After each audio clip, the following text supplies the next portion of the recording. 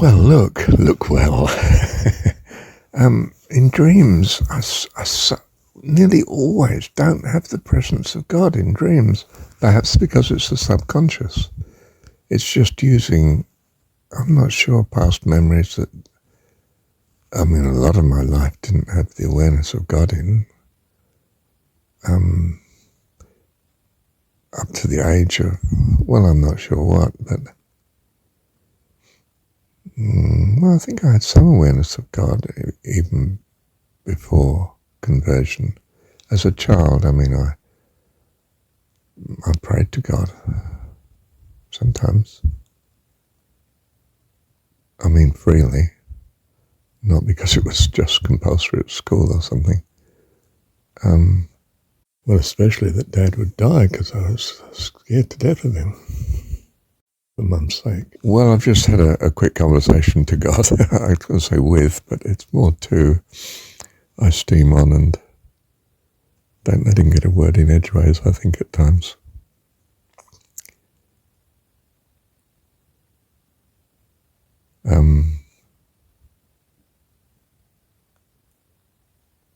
Well, it was like this, you see. I said, I'm not going to ask you for awareness of your presence in dreams, in case it's best that I don't have such. I'll just leave it to you. It seems such a shame when I then wake to realize I didn't have the awareness of you in the dream. It would have radically changed the dream, of course, and then perhaps you couldn't have taught me whatever the dream is teaching me. And I do appreciate that. One is that the dream is very short, and I don't have to put up with it for long in terms of apparent time, although longer probably than the dream actually takes in what we think of as real time here in this world. But also that in the dream, not having the awareness of you, not thinking of you, means I just see the circumstance as normal, not some tragic loss of not having the awareness of you. So that side, that downside is not there, in fact. Only when I awaken afterwards and I think, oh, if only I'd had awareness of you in the dream. But whatever, Lord, I would rather, of course, I would much rather you do what you think's best, what you know's best, rather than what I think could be best, given very scant understanding and information of the situation. Love you, Dad. Love you. But I am tempted to work hard to dream with you in it.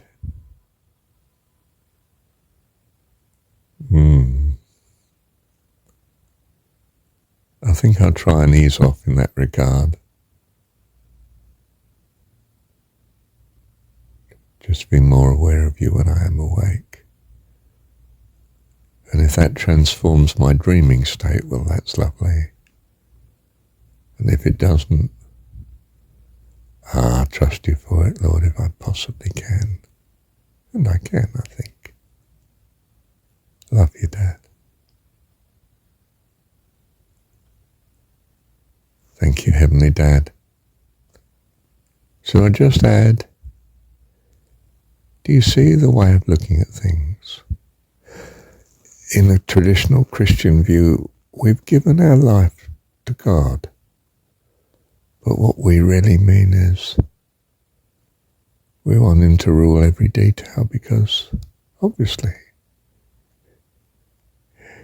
he can lead us much better than we can lead ourselves without him.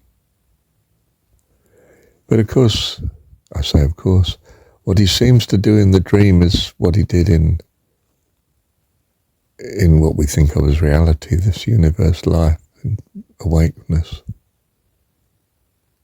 which has let us live as if we have a choice. We can choose to think of him, or we can choose not to. And so we experience living not choosing to think of him, not knowing of him perhaps, in the first few decades or so of life. Not knowing in the sense of being consciously aware of his love, though we must of course be benefiting from it, or we wouldn't even exist, would we? Nor the universe.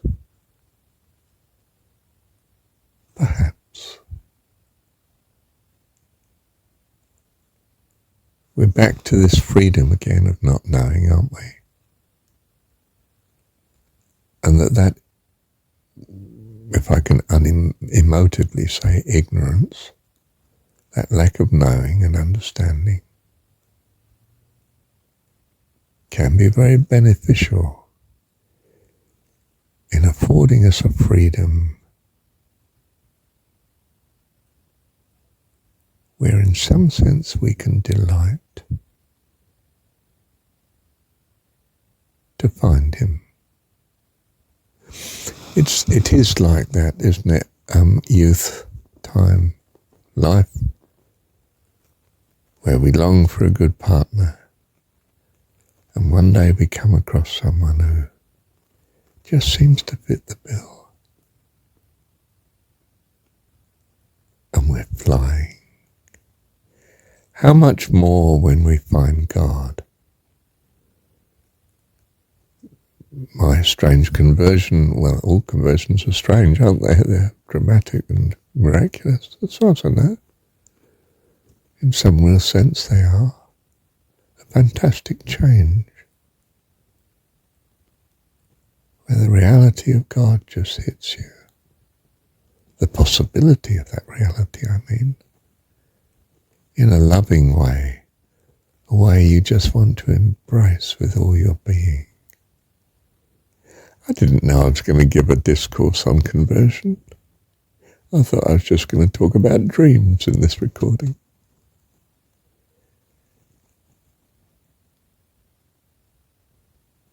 How lovely. I'm reminded too, we must take opportunities. When you have a good idea, I thought I should not just pray to God about me vis-a-vis a realization of him in dreams, but tell you how I'm thinking. So I picked up the phone and here I am, 8.25 minutes into it.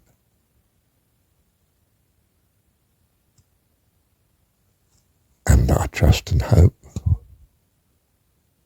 that this will be a blessing to you that's happened to listen to it. That you may know, well, a possibility of a way of relating to God. You will have your unique way of relating to him, of course. And that's the wonderful thing about relationships. They are uniquely personal to the people concerned, persons. In this sense, God and yourself. Well, and also myself. In a sense, yeah.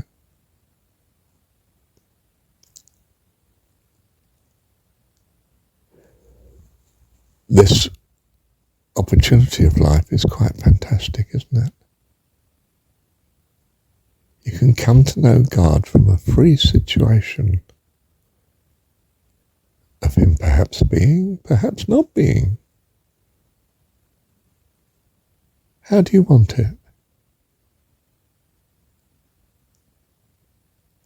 And very vividly coming to an understanding of what it might be to not know him,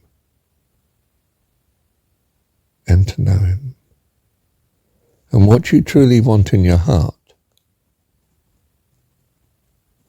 and to experience the consequence of that, and be changed accordingly from glory into glory into glory by the love of God, your dad.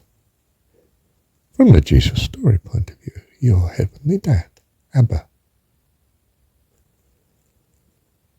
Probably all powerful and all loving.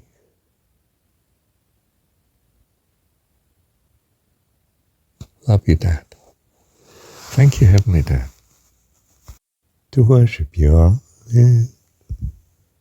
To worship you I live. I live to worship you.